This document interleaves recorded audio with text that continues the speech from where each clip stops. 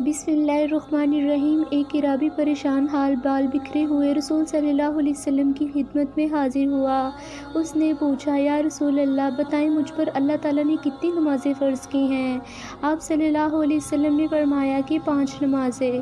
یہ اور بات ہے کہ تم اپنی طرف سے نفل پڑھ لو۔ پھر اس نے کہا، بتائیں اللہ تعالیٰ نے مجھ پر روزے کتنے فرض کیے ہیں؟ ان حضرت صلی اللہ علیہ وسلم نے فرمایا کہ رمضان کے مہینے کے۔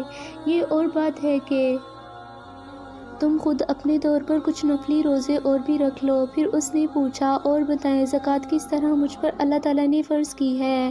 آپ صلی اللہ علیہ وسلم نے اسے شروع اسلام کی باتیں بتا دیں۔